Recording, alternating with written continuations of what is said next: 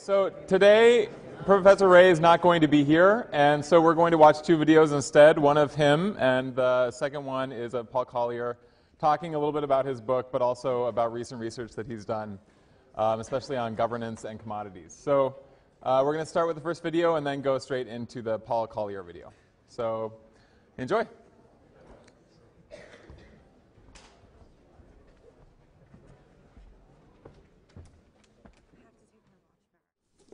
Hi there.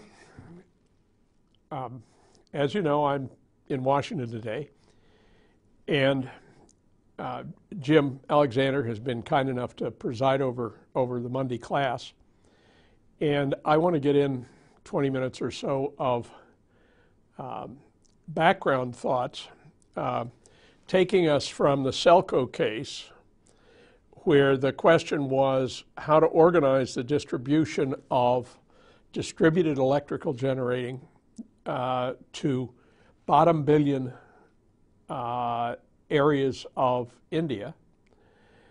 From that very specific set of questions to the much larger question about understanding the plight of the world's bottom billion and the available strategies for trying to be helpful to them.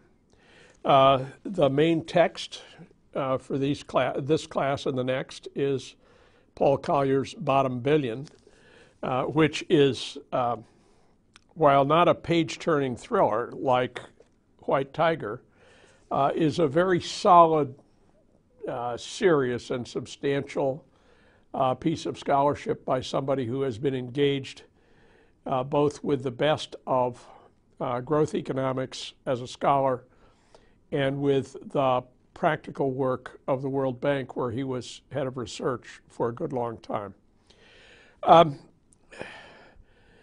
The default assumption in thinking about the bottom billion is to begin with the world demographic transition and the thought that most of these people are the products of stage 2 and stage 3 demographies, where birth rates were vastly higher than death rates.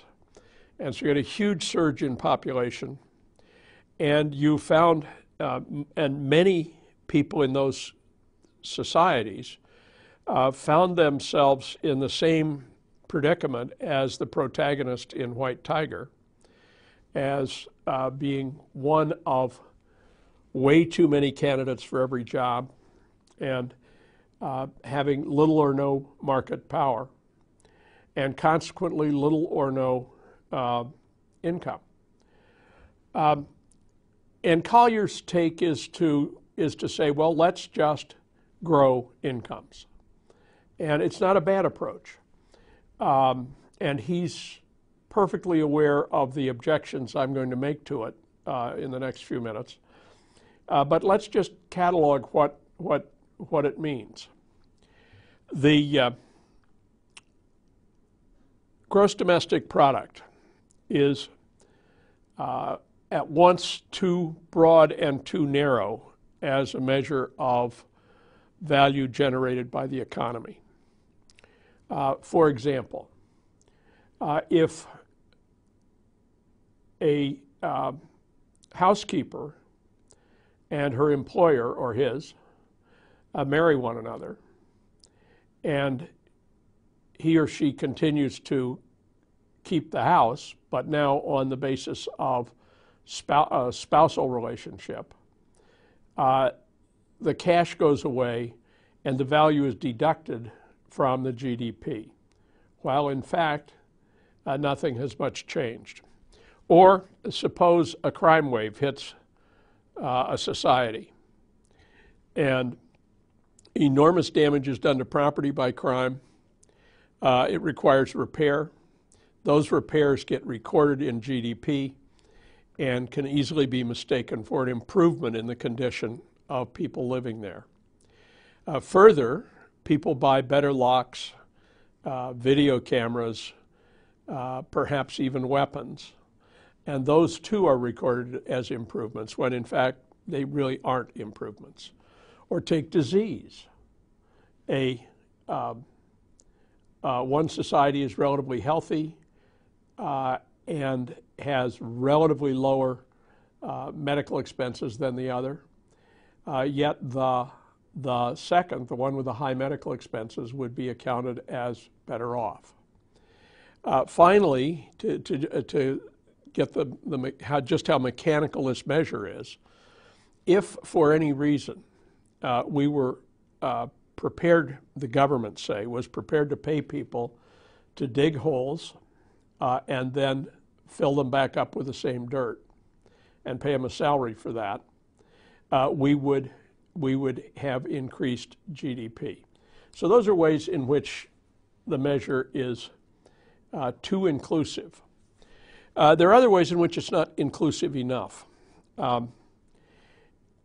It doesn't include, the saying, the best things in life are free. Well, that may not be entirely true, but some of the good things in life are free, and those need to be measured in an accounting of how well off a society is. The leading substitute measure these days for GDP per capita is the Human Development Index, as put forward by the World Bank and parallel institutions, which takes GDP per capita as one part of the story, adds to it longevity, and then supplements that by adding a measure of education.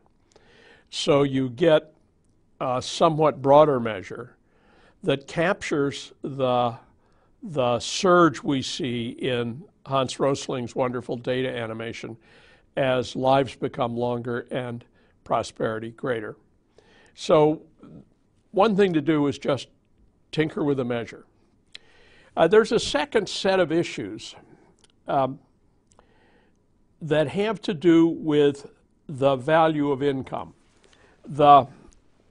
I've got some childlike drawings here to share with you. If we represent the dollar income of Mr. A on the horizontal axis and of Ms. B on the vertical axis, then GDP for these two people is calculated just by adding the one to the other, with no attention to the distribution between them, so that all the points on this indifference curve would correspond to the same GDP as one another, and all the points on this indifference curve would likewise so correspond. Well, that's okay. There's nothing wrong with that, except if you want to infer from it the value shared by A and B in the use of that income. And a generally accepted hypothesis is that the value of income, and economists would use the term utility, let me just stick with value. The value of income first increases and then decreases at the margin, so that you get an S-shaped curve like this.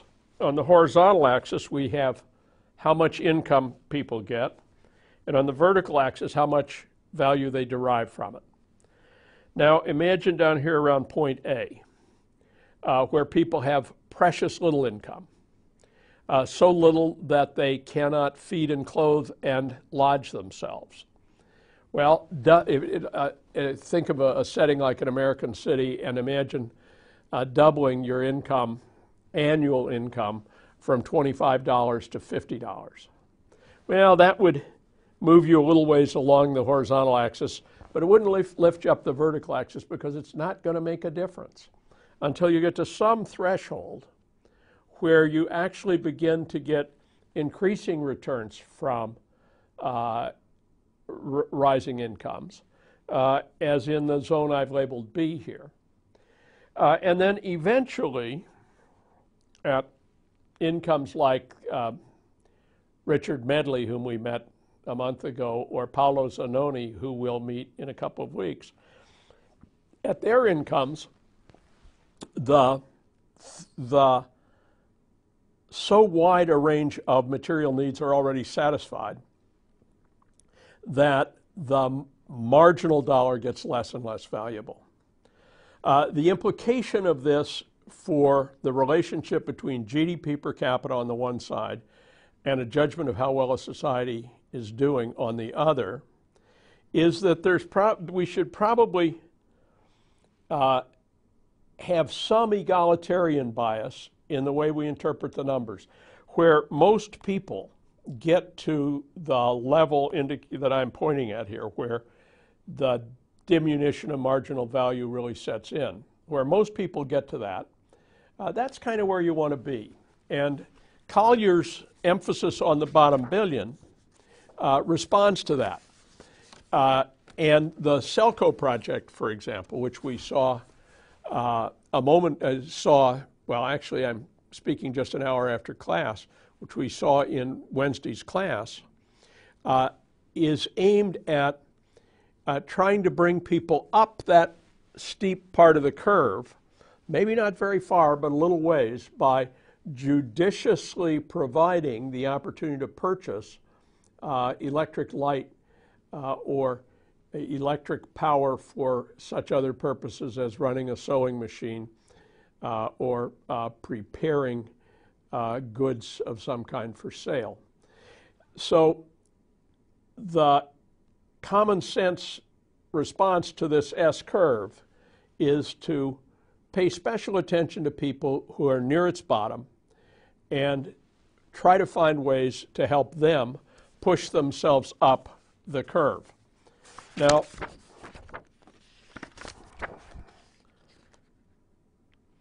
as a sidebar, let me just mention John Rawls, who published in 1971 a classic book, a book that will be read hundreds of years from now, I imagine, called A Theory of Justice. And Rawls asked people to imagine that they were behind what he called a veil of ignorance. And the idea of the veil of ignorance is roughly that you have no idea who you are. It's a little like Adam Smith's device in Theory of Moral Sentiments. But the question is, if you had no idea who you were before we set up the basic institutions for a country, or for the world, if we think of it on a global scale, what would be your way of structuring alternative arrangements so that you could find one that you thought was best for you from behind this veil of ignorance, and on which you could agree with everyone else behind the same veil? And his idea, stated way too simply, is that you should maximize the welfare of the least advantaged group in society. The intuition is that that group would be unskilled labor. And that doesn't mean that you should knock down inequalities necessarily. Indeed, if allowing bankers, engineers, and entrepreneurs to reap substantial and very unequal benefits from their work will ultimately redound to the benefit of this unskilled labor stratum, then that's great. A Rawlsian picture of the indifference curves, which for utilitarianism just run at minus 45 degrees here. Rawls's are L-shaped, and so if we're here so that this person is way better off than this person, we try to move to a higher indifference curve from the point of view of the less advantaged person. And symmetrically here, we try to move in this direction. So that the L-shaped indifference curves, if there were just two people in the society, would drive us to seek the highest one, and it would have a powerful middle-of-the-road bias to it. But it wouldn't have so powerful an egalitarian kick that it would knock down equality to an extent which hurt even the less skilled parts of the workforce. Societies, and we know of societies that have reached that level. In my judgment, Castro's Cuba is just such a case, and I know it fairly well. North Korea, which I know much less well, appears to be such a case. Okay, so that's all by way of background, and now I just want to talk rather briefly about the introductory series of traps in Collier's book. And the traps are his way of summarizing things that can go very wrong for a country and put it way behind the rest of the world in economic growth. Now, as background, Collier is really thinking about what we would call emerging market countries. He's not thinking about Germany, Japan, Canada, or the States. He's thinking about India, Bangladesh, Kenya, Zimbabwe, Bolivia, Mexico, countries which are just finishing the world demographic transition and are relatively late entrants as full players in capitalist development. The majority of them, and Collier gives very little stress to this, and he probably should give more, the majority of these countries were colonial sites for European powers. And India is just such a case, for example, and the British Empire was enormous. Other countries were subject to the Dutch, the French, and the Spanish, and Spanish actually are quite important, European powers, which treated them as subordinate economies and structured their governance to the advantage of the metropolitan country. So trap one may be a colonial site and be set back by it. The other side to that story is that the colonial power sometimes left something good behind. The extraordinary quality of technical education in India, for example, is in part an outgrowth of British education and the systematic inculcation of British educational values. Wouldn't want to go too far stressing that, but it's there somewhere. Okay, so the Collier traps. The first one is what he calls a conflict trap. And according to him, 73% of the bottom billion live in countries which are now in civil wars or have recently been in civil wars. That's a stunning number. And the world which occupies the front page of every major newspaper, Somalia, Iraq, the incredible mess in Afghanistan, many other less dramatic cases.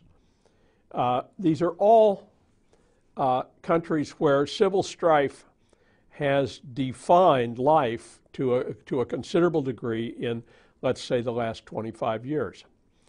Well, Collier spends some time asking the causes of that. He rejects the common sense popular explanation is ethnic conflict. And he says that ethnic conflict is actually quite a lot less important than simple poverty. That countries with very low GDP per capita are greatly at much greater risk of civil war than countries with higher GDP per capita, and that countries with growing GDP are more secure than those with static GDP, particularly static GDP at a low level. Not much news in that, but it's actually very important, because if you think about the logic of capitalist development, and you take either the Coase theorem or de Soto's development of the Coase theorem seriously, which I do, and I urge you to, it's built on the foundation of the Westphalian nation-state system, which came into being in the middle of the 17th century. And where civil wars are still in progress, that system isn't there. A civil war is indicative of a failed state, and a failed state can't perform the capitalizing functions of government, which are so central to the story de Soto tells us, and about which I think he is very right. The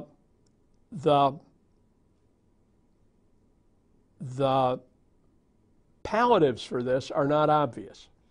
One thing we've pretty much learned is that third-party interventions in civil wars, by and large, are not terribly successful. The second of his traps is the natural resource trap, where the standard case would be oil, but it could be any other commodity that is exported at great value and which can be harvested and processed and shipped without developing a huge economic infrastructure or a nimbly functioning internal market. And the gist of this one hinges on what he calls Dutch disease. And the idea here is that when the Dutch began to export North Sea oil at great profit to their to the value of their currency, the inflation in the value of the currency made their other export products less and less competitive, and caused a kind of lethargy in the country. That's one piece of it. It's the other piece, which I think is actually more important, has to do with the relationship between democratic rule and oil or other export products. And if you'll look carefully at page 43 of Collier's book, he tells a story which is actually it's a fairly subtle story, and I think it's a true story. And the gist of it is that where an economy functions largely by exporting something like oil, that the impact of democratic government on the economy is to reduce the rate of growth.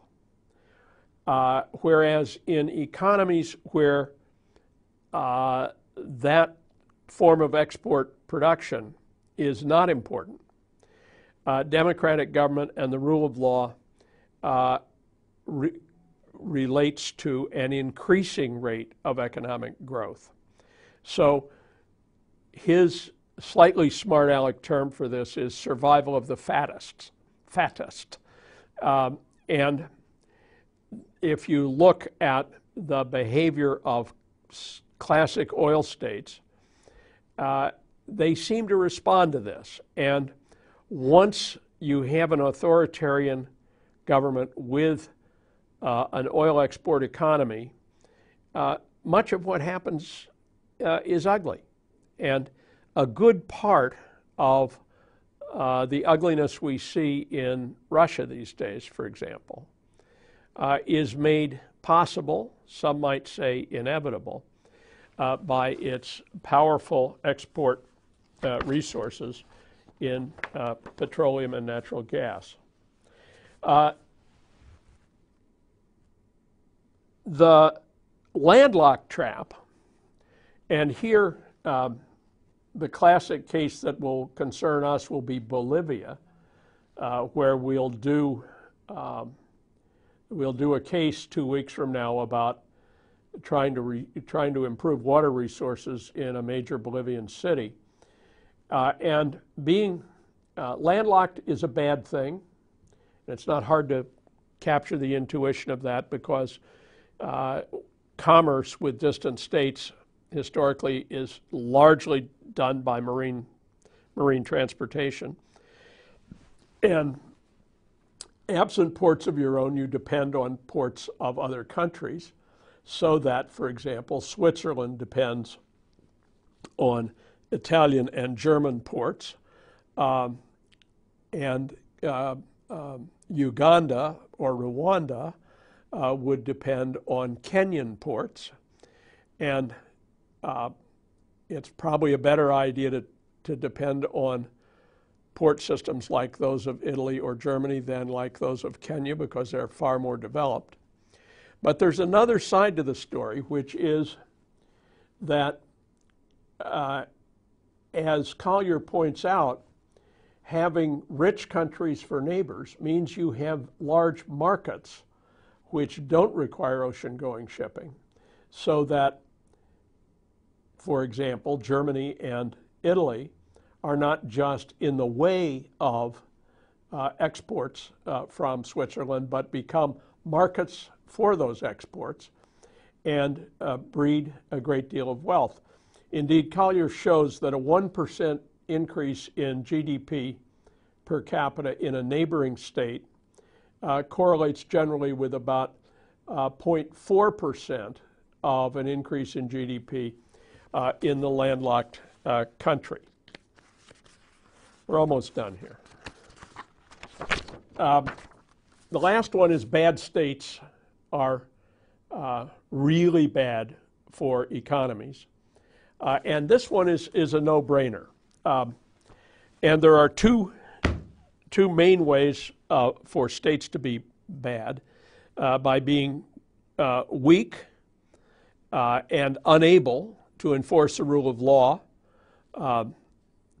Tune into tonight's 6:30 World News, and I prophesy 5 days in advance that there will be an account of death and destruction in Afghanistan, where the Taliban challenge the state for control of territory, and our soldiers try to bring a degree of order under almost impossible conditions. So weak states, failed states, the famous case of Somalia with its pirates would be another case. Iraq, after our intervention, was for a period a failed state, and it gives every indication of remaining either a failed state or a why don't I not prophesy about Iraq? I don't need to have a dog in that fight. The other bad government story is kleptocracy, and where the elites at the top of the government use it as a means for collecting rent from the rest of society. It is extraordinarily destructive to the economy because it takes away all the conditions which allow people to make investments and execute business projects and sell products in a sufficiently predictable way to grow the economy. The other clip you're about to see is Paul Collier himself in a TED Talk explaining, no doubt better than I can, what it is that the bottom billion is about. I look forward to seeing you on Wednesday.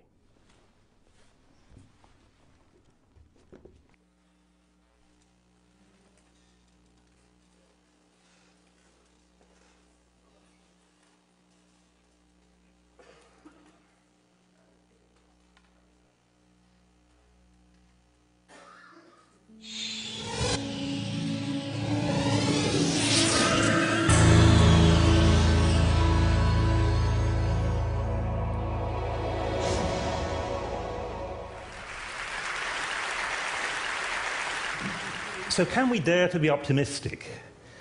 Well, the thesis of the bottom billion is that 1 billion people have been stuck living in economies that have been stagnant for 40 years, and hence diverging from the rest of mankind.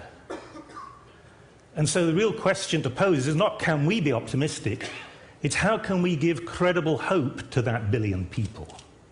That, to my mind, is the fundamental challenge now of development. What I'm going to offer you is a recipe, a combination of the two forces that change the world for good, which is the alliance of compassion and enlightened self-interest. Compassion, because 1 billion people are living in societies that have not offered credible hope. That is a human tragedy. Enlightened self-interest, because if that economic divergence continues for another 40 years,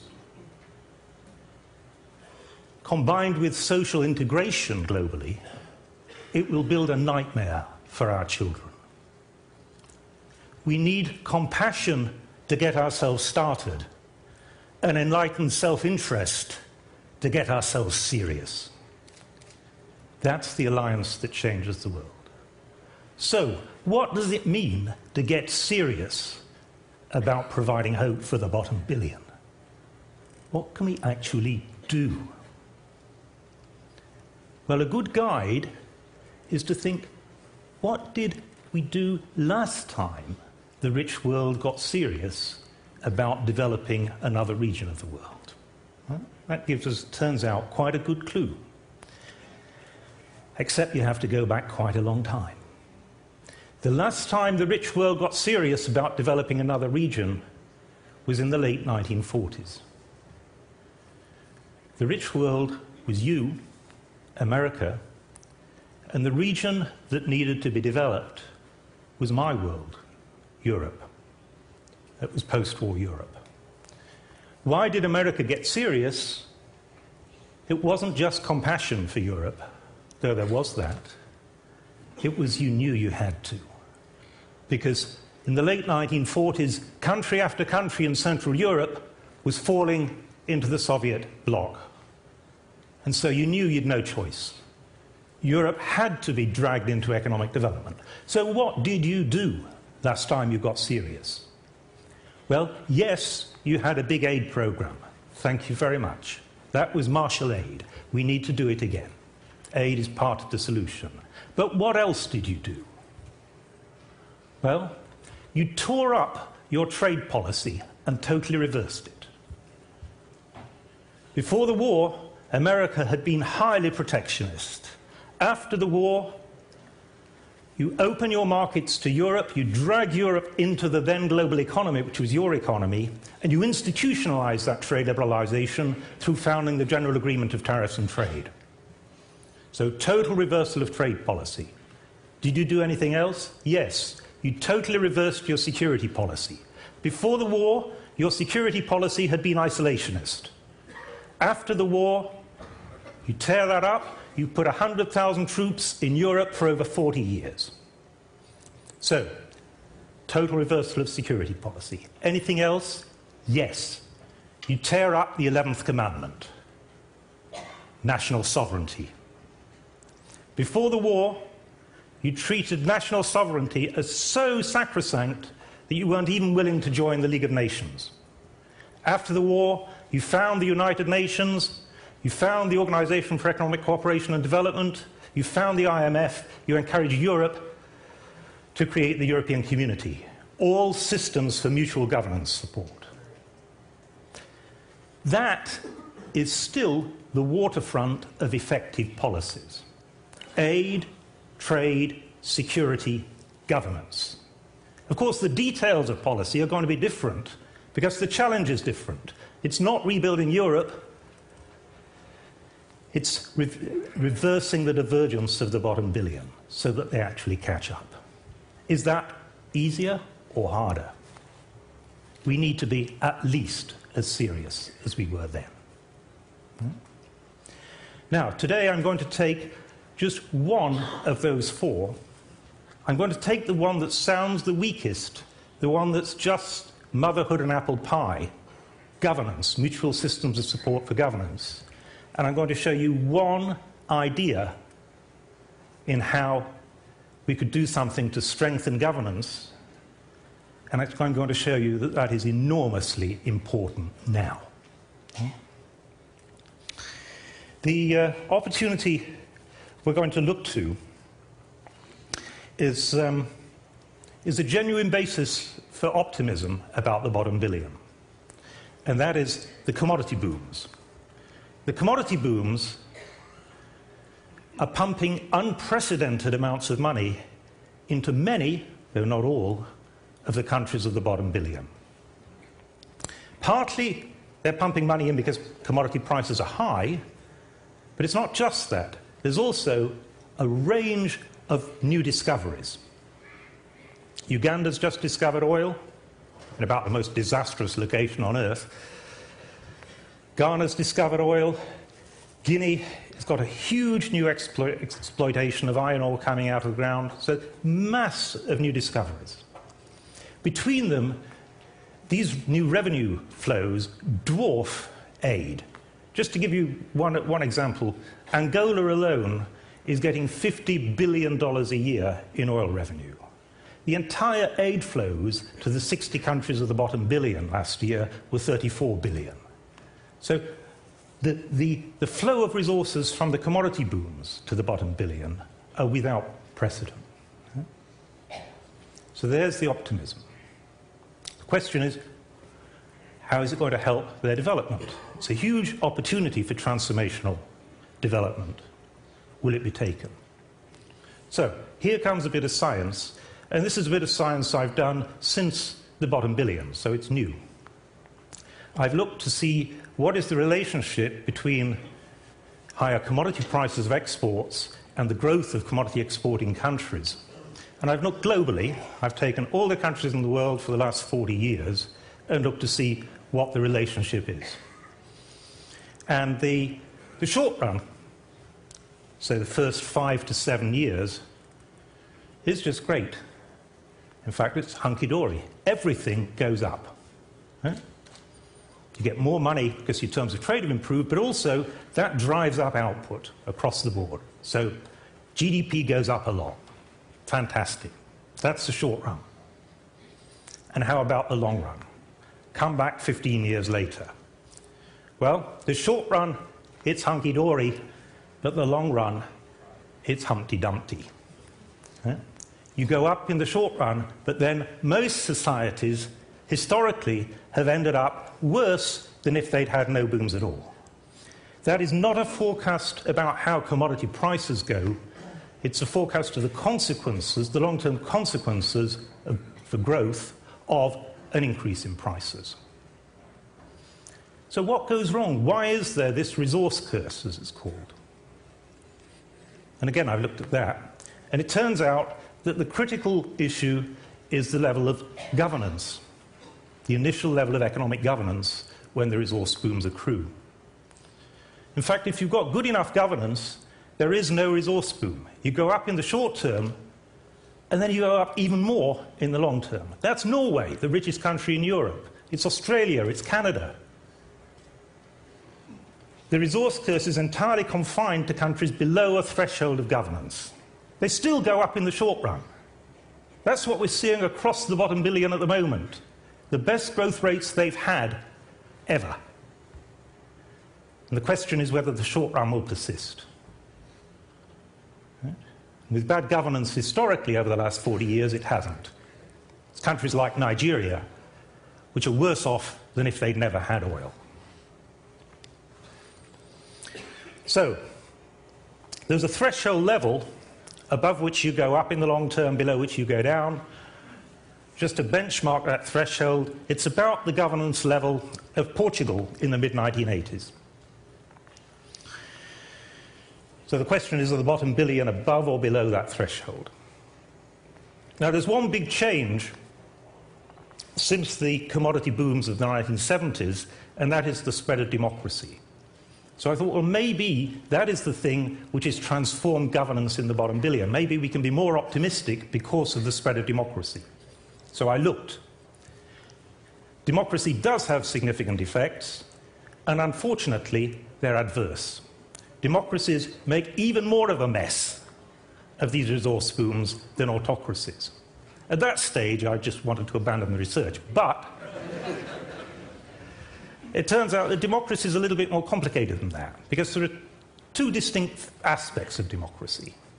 There's electoral competition, which determines how you acquire power, and there's checks and balances, which determine how you use power. It turns out that electoral competition is the thing that's doing the damage with democracy, whereas strong checks and balances make resource booms good. And so what the countries of the bottom billion need is very strong checks and balances. They haven't got them. They got instant democracy in the 1990s, elections without checks and balances. How can we help improve governance and introduce checks and balances? In all the societies of the bottom billion, there are intense struggles to do just that. The simple proposal is that we should have some international standards which would be voluntary, but which would spell out the key decision points that need to be taken in order to harness these resource revenues. We know these international standards work because we've already got one. It's called the Extractive Industries Transparency Initiative. That is the very simple idea that governments should report to their citizens what revenues they have.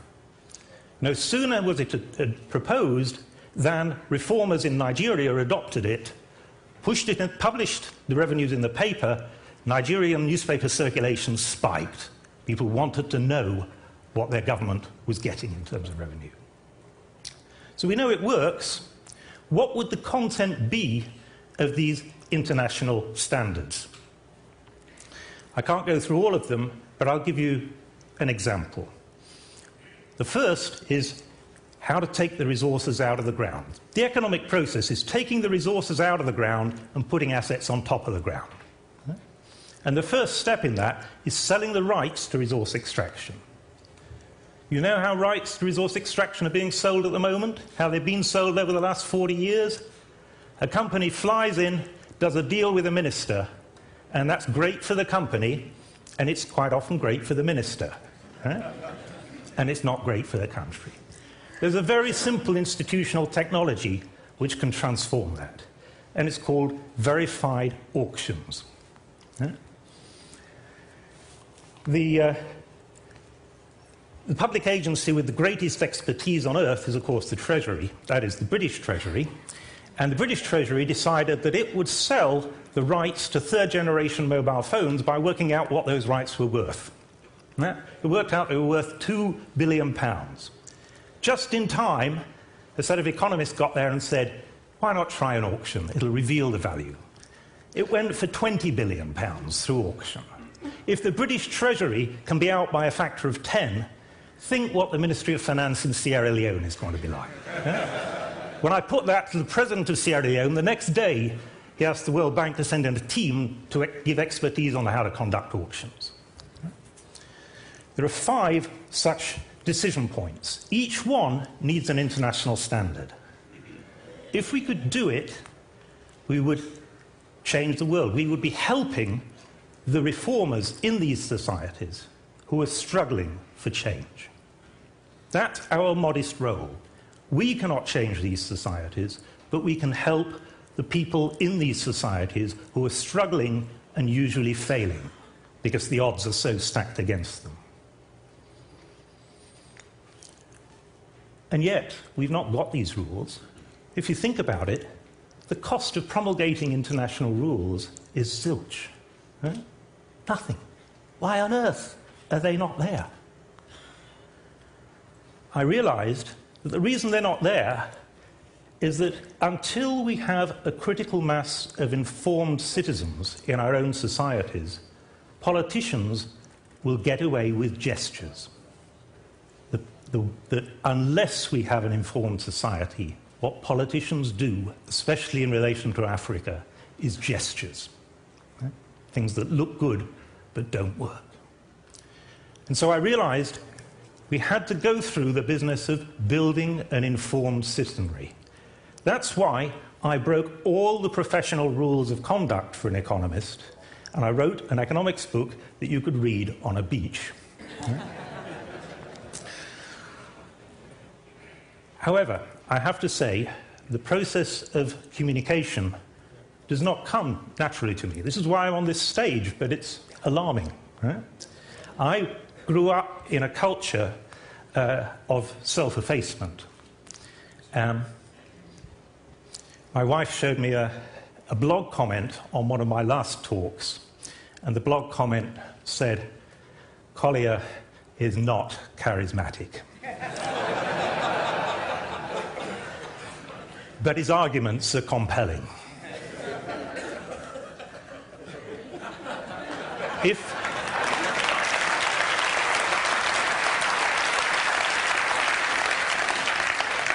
If you agree with that sentiment, and if you agree that we need a critical mass of informed citizenry, you will realize that I need you.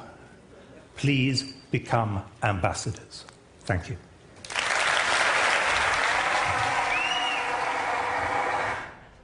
Okay, Professor Ray will be back on Wednesday, and we'll see you then.